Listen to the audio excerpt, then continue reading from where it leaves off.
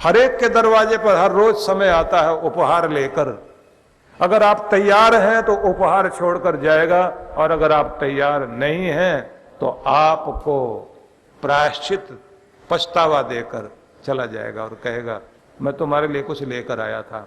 हर दिन जब भी आपके लिए आता है कहता है यादगार बना लेना मुझे। नहीं बना पाए आप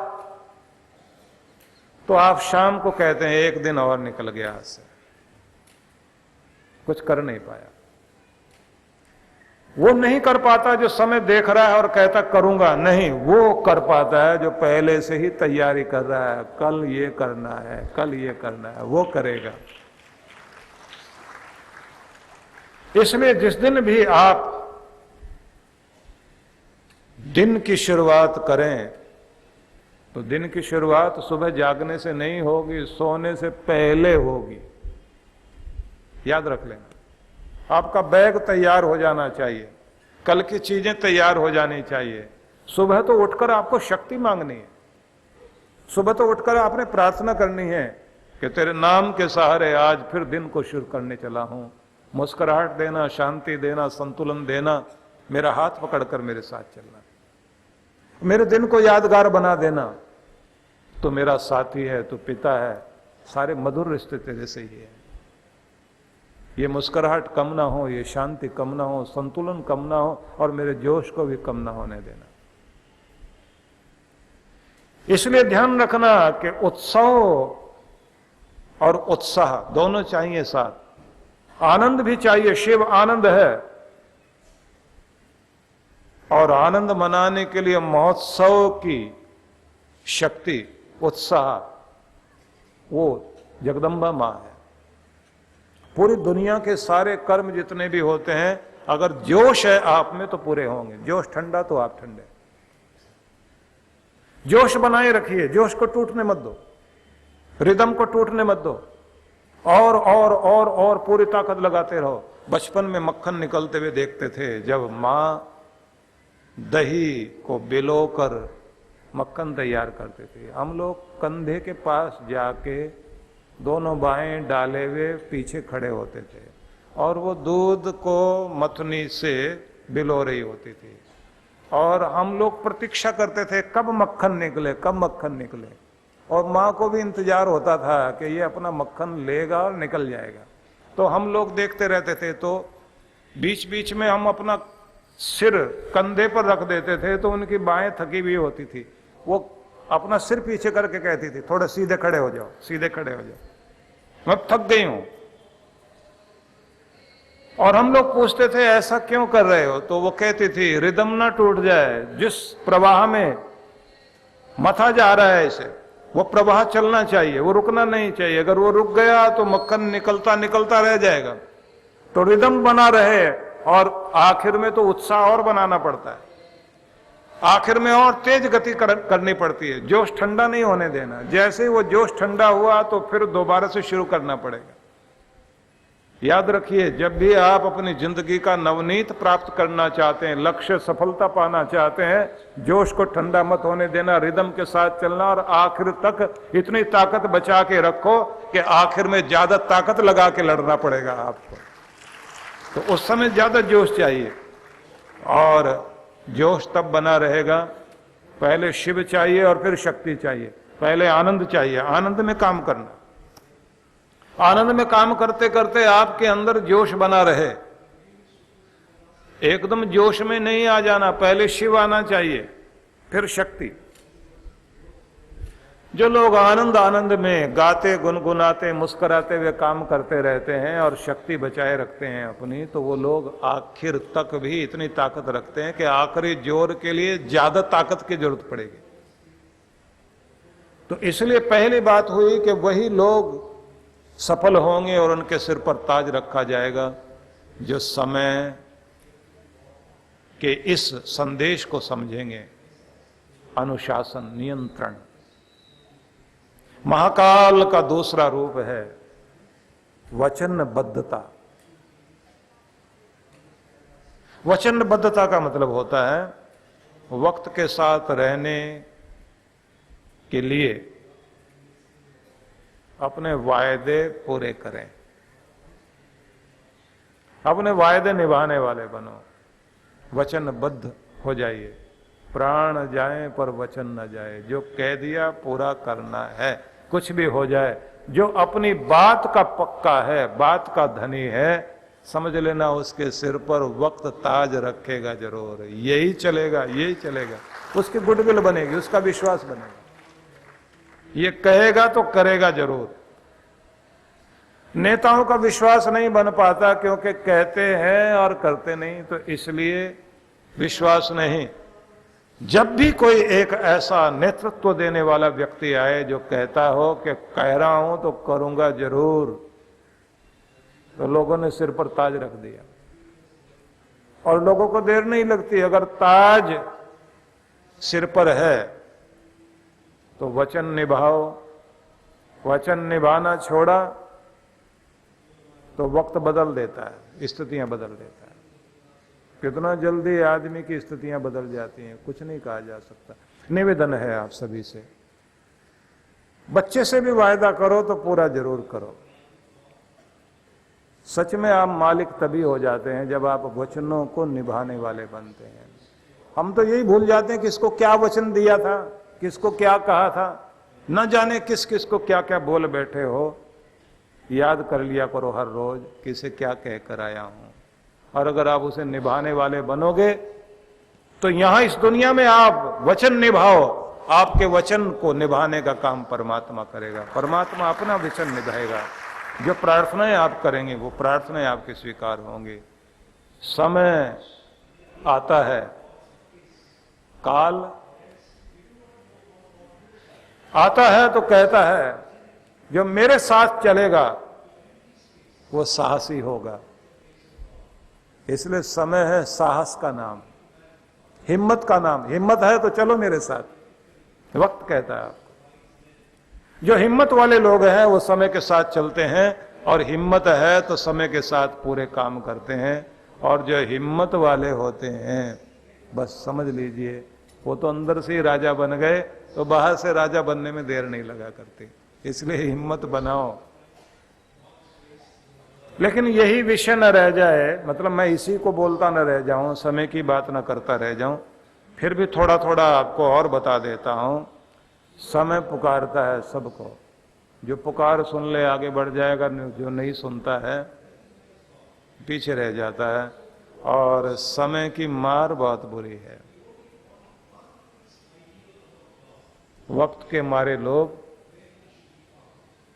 देखे हैं आपने रोते पछताते हुए, क्योंकि घातक मार होती है वक्त की। हालात का मारा, अपनों का मारा, वक्त का मारा।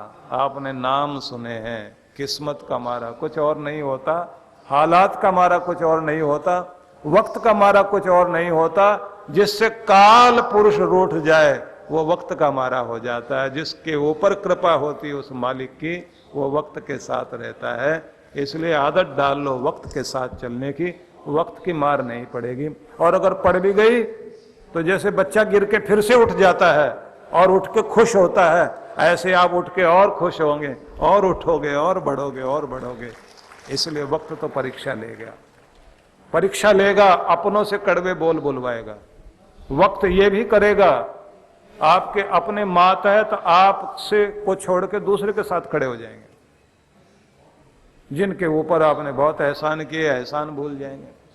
वक्त बड़े खेल खिलाता है, लेकिन फिर भी ये ध्यान रखिए, हर वक्त इस बात को ध्यान रखना है, एक तो वो मालिक याद रहे, वक्त पर पहुंचने की आदत याद रहे, और वक्त पर पूजा पाठ करने की आदत रहे, वक्त पर सोने और खाने की आदत रहे। वक्त के साथ चलना जरूर है, मुस्कुराते हुए चलना है, क्योंकि मजदूरी करते हुए चलोगे तो वक्त कुछ नहीं देगा। बादशाह बन के वक्त के साथ चलोगे तो सब कुछ दे देगा। इसलिए गाते, मुस्कुराते, गुनगुनाते हुए, आनंद और उत्सव के साथ अपने काम करते चले जाओ। जो बोझ लेकर काम करेगा वक्त उसे कुछ नहीं देगा, जो बोझ हटाकर आनंद में काम करेगा वक्त उसे सब कुछ देगा।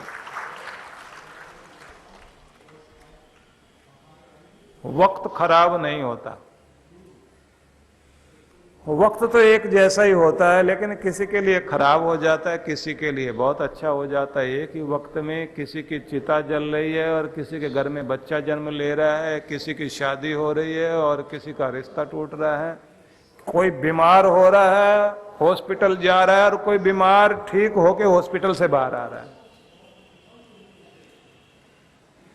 उसी वक्त में किसी की दिवाली हो रही है और किसी का दिवाला पिट रहा है। ये खेल भी तो वक्त का ही है ना। क्या क्या खेल खिला दे। इसलिए कुछ और करो ना करो, महाकाल के दर्शन जरूर करने चले जाया करो, एक बार साल में एक बार तो जाए। और महाकाल के दर्शन करो तो उसी के पास में ओंकारेश्वर, ओंकारनाथ महादेव भी तो है ना, उसका स्वरूप भी आपको समझाएंगे, क्योंकि शिव के अलग अलग रूप हैं। एक रूप उनका जो ये नट नागर वाला रूप है, नटराज, दक्षिण भारत में इसे बहुत माना जाता है। नटराज की मूर्तियां घर घर में रखी हुई होती हैं, ड्राइंग रूम में सजा के रखते हैं लोग। पूजे नहीं पूजे, लेकिन हर समय देखते जरूर हैं, क्योंकि वो कला, नाट्य, आनंद, उत्साह, मंगल गीत, इस सब का परिचायक नट नागर है, नटराज है। नटराज की मूर्ति, क्योंकि जो आनंद तांडव है, शिव का एक तांडव नृत्य है जिसे आनंद तांडव बोलते हैं, रुद्र तांडव भी बोलते हैं। उसका मतलब आनंद में आकर मस्ती से नाचना। जो जो भी आपकी जिंदगी में उपलब्धियां हैं उन सबको याद करके हर रोज थोड़ी देर झूम लिया करो, थोड़ी देर खुश हो जाया करो। आपने राबिया, एक महिला हुई ना राबिया बसरी, उसके पास कोई एक व्यक्ति गया, उसने सिर पर पट्टी बांधी हुई थी और उसने बैठकर कहा, मुझे तो रब से शिकायत ही शिकायत है, शिकायत ही शिकायत है। पूछा, ये पट्टी क्यों बांध रखी? बोले सिर दर्द है। कितने साल के हो गए तुम? बोले 30 साल के। सिर दर्द कब हुआ? बोले 1 घंटा पहले। इससे पहले तुम किस हालत में थे? बोले अब तक कोई सिर दर्द नहीं हुआ, बिल्कुल ठीक ठाक रहा। तो उन्होंने कहा कि 30 साल तक की खुशी के लिए धन्यवाद की पट्टी तो बांधी नहीं, सिर दर्द वाली पट्टी जरूर बांध ली तुमने। तो ज्यादातर लोग वही पट्टी बांधे हुए हैं, शिकायत है, शिकायत है, शिकायत है, ये भी वो भी। लेकिन जो जिंदगी में 94 चीजें, 94 चीजें तो आपको आनंद वाली दी और 5-6 चीजें ऐसी हो गई जो दुख वाली हैं, तो आपने दुख वाला झंडा तो खड़ा कर लिया, सुख वाला खड़ा नहीं किया। तो जिस दिन आप अपने जीवन में सुख की चीजों के लिए धन्यवाद देते हुए झूमना गाना शुरू कर देंगे, खुशियां बढ़नी शुरू हो जाएंगी, दुख घटेगा। जो आप मन में जोड़ लेते हैं, मन की आदत है उसी चीज को बढ़ा देता है। भय में मन टिका दीजिए, भय बढ़ जाएगा। निराशा में मन टिका दीजिए, निराशा बढ़ जाएगी। घृणा में मन टिका दीजिए, किसी के प्रति भी घृणा करने लग जाओ आप, इतनी घृणा इकट्ठी हो जाएगी, आप कहोगे इससे बुरा तो आदमी मैंने आज तक देखा भी नहीं है, और उससे पहले आप कहते थे इससे बढ़िया आदमी मैंने देखा ही नहीं। एक बार उसके प्रति नफरत पैदा कर लीजिए और मन टिका दो वहां, और एक बार किसी के प्रति प्रेम जगाकर मन को टिका दीजिए, आपको लगेगा कि उसकी हर बात निराली है, बहुत अच्छी है। प्रेम ही प्रेम जागना शुरू हो जाएगा। तो आपका मन जिसमें टिक जाए, भय में टिके, भय बढ़े, निराशा में टिके, निराशा बढ़े, चिंता में टिका दीजिए, चिंता बढ़े, और कंगाली में टिका दीजिए, कंगाली बढ़े। और अगर आपने रोग में टिका दिया तो ये रोग और वो रोग इतने सारे इकट्ठे कर लोगे, इतने तो डॉक्टर को भी याद नहीं होंगे। इसलिए अच्छा यही है, वहां टिकाओ मन को जहां टिकाने से शुभ मंगल होता है। तो एक मंत्र पाठ किया जाता है, तन में मनः शिव संकल्पमस्तु, मेरा मन शिव तुम्हारे संकल्प वाला हो जाए, तुम्हारे विचार वाला हो जाए, शिव भावना वाला हो जाए, मंगल मूर्ति हो जाए, मंगल ही मंगल अंदर आना शुरू हो जाए। लेकिन आपने देखा होगा, जैसा आदमी होता है वैसी ही बातें करने लग जाता है, वैसा ही विचार करने लग जाता है। रोगी को सब रोगी दिखाई देते हैं, भोगी को सब भोगी दिखाई देते हैं, योगी को सब योगी दिखाई देते हैं। और किसी जुआरी को अगर आप देखें तो उसे लगेगा जुआ से बढ़ के तो आनंद दुनिया में है ही नहीं। ऐसी ऐसी जगह, जैसे आप तो 4 धाम बताते हैं ना, वो 4 जुआ धाम बता देंगे आपको। अच्छा है कि अपने आप को उधर टिका दीजिए जिधर टिकाने से आपके जीवन का आनंद बढ़े, आपकी खुशियां बढ़े, आपका दुख घटे, आप शक्तिशाली बन जाएं। क्या करना होगा इसके लिए?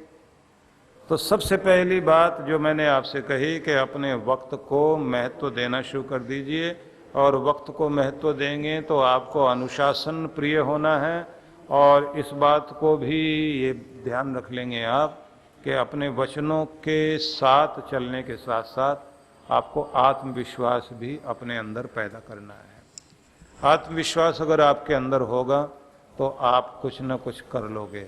जब खुद पे भरोसा नहीं रह जाता तो आदमी कुछ भी नहीं कर पाता। इसलिए जब भी समय आता है चेतावनी देता है, खबरदार मैं आने वाला हूं, संभल जाना, टाइम पर काम पूरे कर लेना, नहीं तो मैं निकल जाऊंगा तो पछताता रह जाएगा। तो समय चेतावनी है, याद कर लेना। चेतावनी जब भी दे समय, वक्त आने वाला पहले ही याद कर लीजिए, इस तारीख को ये काम करने, ये काम करने। तो चेतावनी देता वक्त जो सुन ले चेतावनी को तो बस वो तो आगे, और जो नहीं सुन पाता वो पीछे। एक वो है जिसका इतिहास याद किया जाता है, और एक वो है जो इतिहास बनता है। कुछ लोग इतिहास याद किया करते हैं, देखो इसने ये भी कर लिया, देखो वो भी कर लिया, अच्छा ये यहां भी पहुंच गया, अरे ये तो वहां तक भी पहुंच गया, मुझे तो पता भी नहीं था। तो कुछ लोग सिर्फ दूसरों की घटनाओं को, इतिहास को याद करते रह जाते हैं, और कुछ लोग इतिहास बनते चले जाते हैं। आपको याद रखना है कि आप इतिहास बनाने वाले बन जाओ, आप इतिहास याद करने वाले न बन जाओ। विश्व में अनाथ समस्या भयावह है। भारत में अनाथ लावारिस बच्चों की संख्या 4 करोड़ से अधिक है।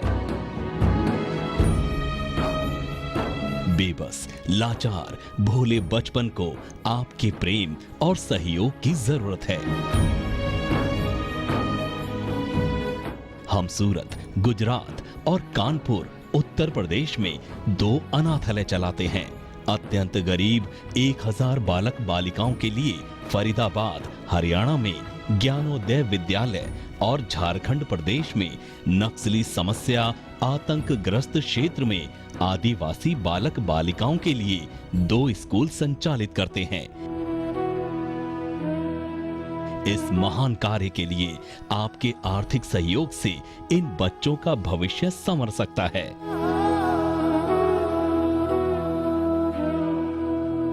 यदि आप विश्व जागृति मिशन की इन बाल विकास योजनाओं से जुड़ना चाहते हैं तो संपर्क करें। विश्व जागृति मिशन, आनंद धाम आश्रम, नांगलोई, नजफगढ़ रोड, बक्करवाला मार्ग, नई दिल्ली। जीवन संचेतना लाखों पाठकों की बुद्धि को सच्चेतना से और हृदय को सद्भावना से परिपूर्ण करने वाली मासिक पत्रिका जीवन संचेतना।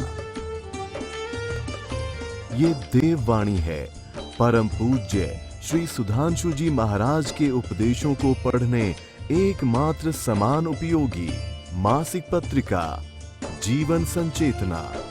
सदस्यता शुल्क भारत में,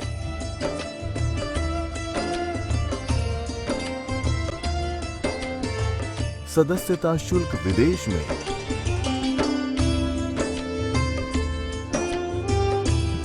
यदि आप जीवन संचेतना की सदस्यता प्राप्त करना चाहते हैं तो इस पते पर संपर्क करें।